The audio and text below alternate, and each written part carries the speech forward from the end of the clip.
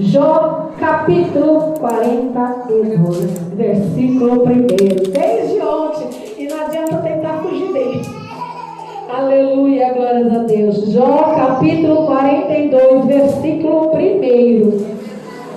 Aleluia.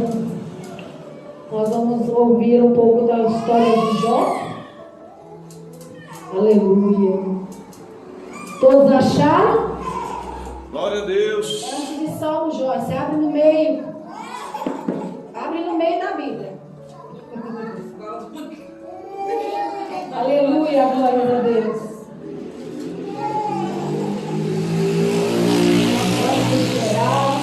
Aleluia, meu Deus. Senhor é bom todo tempo e todo tempo o Senhor é bom.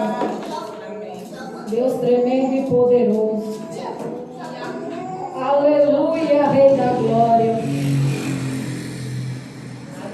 Todos acharam? Então vamos ler. Então respondeu Jó ao Senhor e disse: bem sei eu que tudo podes, e nenhum dos teus pensamentos pode ser impedido.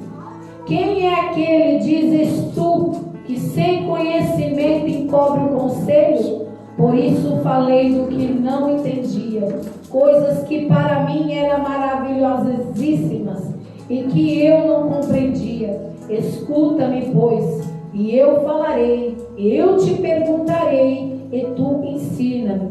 Com o ouvir dos meus ouvidos ouvi, mas agora te veem os meus olhos. Por isso me abomino e me arrependo no pó e nas cinzas. Senhor meu Deus, Senhor meu Pai, aqui está a sua palavra, meu Senhor. Que toda distração, meu Senhor, para que essa palavra não venha ser ministrada, para que essa palavra não venha ser gravada nos nossos corações, venha lançar por terra agora, em nome de Jesus. Pode ser assentada, glória a Deus, porque o grande louvor está presente neste lugar. Aleluia, glórias a Deus. A Bíblia vai nos dizer que Jó passou por um processo aonde ele não entendia o motivo. Muitas das vezes nós passamos por processo que nós não entendemos. E aí, como nós não entendemos, não queremos aceitar. Nós começamos a questionar, a indagar e a reclamar. Mas Jó, no primeiro momento, quando Satanás veio pedir permissão para tocar, para afligir Jó, e Deus permitiu, para mostrar para o adversário de Jó que Jó não era igual aos outros, que Jó era um escolhido, era temente, era sincero. Ele era um escolhido do Senhor e que ele não ia blasfemar contra Deus, não ia falar mal de Deus e aceitar o que estava acontecendo na vida dele. Isso aí Deus permitiu. Vai lá, pode tocar, você vai ver. Quando Satanás tocou nos bens, tocou nos seus, mas não tinha tocado em Jó ainda. E mesmo quando Deus tocou, quando Deus permitiu que tocasse nos bens, o coração de Jó não estava nos bens. O coração de Jó não estava ali, naquele lugar onde acabou com os filhos. Mas o Jó não amava os filhos? Amava. Mas ele não se apreendia por causa dos filhos. Tanto que quando veio as mensagens, veio a notícia de ter perdido tudo, ter morrido tudo, ele se lançou por terra e disse: nu saí do ventre da minha mãe e não voltarei. Deus me deu, Deus tirou. Quem hoje em dia pode fazer isso? Declarar que foi Deus que deu, mas foi Deus também que tirou. Mas é mais fácil a gente falar: Deus me deu, mas Satanás tirou tudo de mim. Mas aí Jó falou que foi Deus que tirou. E aí quando Satanás foi lá frustrado, porque Satanás também se frustra, porque o plano dele era que Jó perdesse tudo e estava com o coração cheio naquelas riquezas e blasfemasse de Deus, mas ele viu que não foi isso que aconteceu. Ele foi lá de novo para Deus perguntar se podia tocar, e dizendo que toca na vida, que pela vida ele dará E Deus, você vai ver mais uma vez como é Jó. E o Satanás foi e tocou no corpo, tocou na saúde, tocou em tudo. Ele estava podre. A enfermidade dele começou a apodrecer toda a carne. Ele precisava ser, a coceira era tanta, a dor e coceira era tanta que precisava raspar. Só as cinzas um pouco aliviava, porque ele estava no meio da cinza. E ele ficou lá durante 7 dias no mesmo lugar, sem sair, prostrado, sem abrir a boca, sem fazer nada. Porque é assim que acontece, quando acontece alguma coisa conosco, a primeira reação nossa é parar, é querer desistir, é querer ficar prostrado. A situação dele era desesperadora, o cenário que ele estava era um desespero só. Você olhar para ele, ele estava com vida, porque Deus não permitiu que Satanás tocasse na vida, mas que tocasse no corpo, tocasse na carne. Olha a situação que Jó enfrentava, mas mesmo assim, ele glorificou a Deus pelaquela situação. E não é diferente das nossas vidas. O Senhor permite, muitas das vezes, que acontece algo em nossa vida. Muitas vezes os processos é tudo permissão do Senhor. Porque a Bíblia vai dizer que nada acontece sem a permissão do Senhor na nossa vida. Que nem o cabelo da nossa cabeça cai sem a permissão do Senhor. Ele sabe a quantidade de fios que tem no nosso cabelo, na nossa cabeça. Não é diferente. Deus já sabia que Jó ia fazer isso. Ele ia adorar a Deus mesmo naquela situação.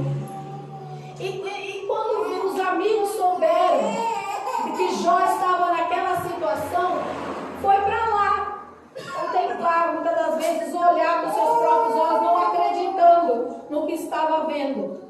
E eles ficaram lá sentados do lado de Jó. Creio eu que Jó estava de um lado e ele estava do outro, e um olhava para a cara do outro e olhava para Jó.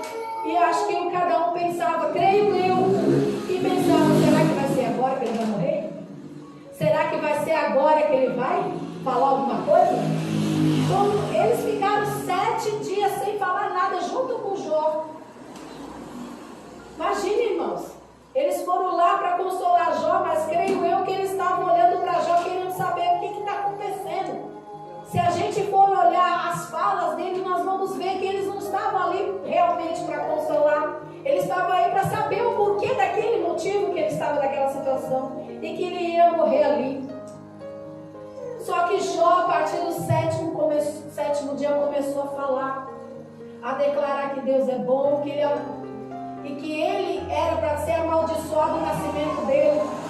E Jó, naquela situação que ele estava desesperadora, ele começou a reclamar sim, ele começou a murmurar. Quem nós não faz isso quando estamos com o processo? Reclamar, indagar. E os amigos dele querendo falar que para Jó confessar o erro dele. Só que Jó não sabia o motivo daquela situação. E os amigos queriam que ele confessasse o que ele fez. Só era o pecado que ele tinha pecado. Porque eles sabiam que quem pecasse aconteceria alguma coisa. Eles conheciam Deus ali. Eles sabiam que quem fizesse alguma coisa errada, Deus poderia castigá-lo naquela época. Não é como nós nessa geração, mas ali era diferente. Era assim. Porque a doença que Jó estava, a história diz que muitos é lepra, mas outros diz que era outra doença. Mas tudo era a permissão do Senhor. E a gente vai ver que os amigos começaram a indagar Jó. E Jó começava a falar. No começo estava calmo, mas começou a chegar no final. Eles começaram a falar, perturbar tanto Jó, para ver que Jó fazia, que Jó fez, para falar que Jó estava mentindo, não estava falando sério. Quem era esse Deus que Jó estava dizendo que não era assim que fazia? Que Jó começou a indagar a Deus. Que Jó começou a querer que Deus respondesse a ele as perguntas que ele estava fazendo, o porquê daquela situação. Mas nós na caminhada entendemos que a gente não deve perguntar para Deus o porquê. Nós temos que perguntar para que, Senhor, nós estamos passando isso. e também aceitar o que nós estamos passando. Jó começou a perguntar e falava: quem dera eu estar no tribunal e colocar Deus como réu, sendo juiz para fazer perguntas. Queria colocar Deus na parede. No meio das situações do desespero, é isso que nós começamos a fazer. Colocar Deus na parede. Deus, até quando?